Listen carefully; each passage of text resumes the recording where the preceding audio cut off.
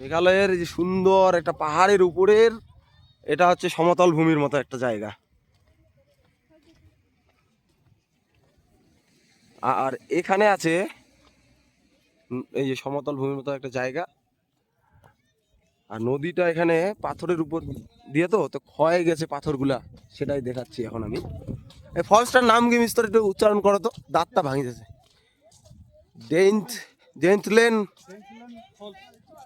ডেন্থল্যান্ড false চলে আসছি এখন আমরা।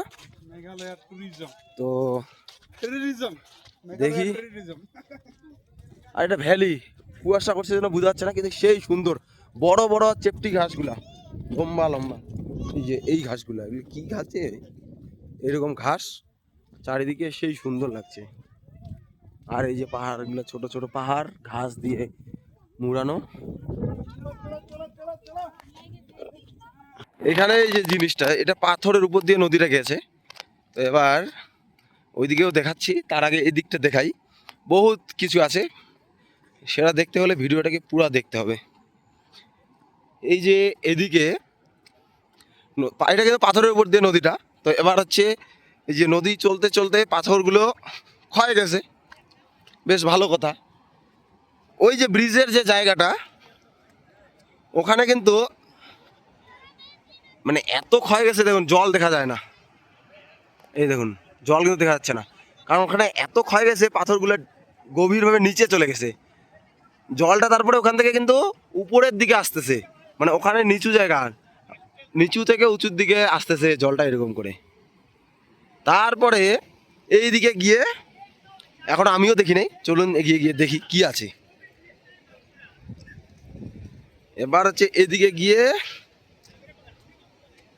ফলস একদম খারাপভাবে পড়েছে, যেটা বোঝা যাচ্ছে এটা এখানে ওয়াটার ফলস, যেহেতু ওখানে নামটা দেখলামই, তো খারাপ হয়ে পড়েছে। দেখি এবার কতটা কি। ডেন্থ লে ওয়াটার ফলস, এইখানে দেখুন ওয়াটার ফলসটা। ওয়াও, এই যে একদম খারাপভাবে এইদিকে। ওহ, দারুণ। এই দেখুন ওয়াটার ফলস কত খারাপ এখানে। তারপরে এদিকে ওয়াটার ফলসটা তৈরি হচ্ছে। তো দেখো জায়গাটা, এবার ওই দিক থেকে কিন্তু বোঝা যাচ্ছিল না। 2টা পয়েন্ট ঘোরার পরে এখন একটা হোটেলে আসছি। তো এই হোটেলে এই যে ভেজ থালি 290 টাকা, মানে এতটা এক্সপেন্সিভ। এই যে খাওয়া দাওয়া, এদিকে এক্সপেন্সিভ খাওয়া দাওয়া ভাই। আর এই যে হোটেলটা, অ্যাম্বিয়েন্সটা খুব সুন্দর। আর পিছন দিকের ভিউটা, চলবে না। ডিম শেয়ার করা যাবে,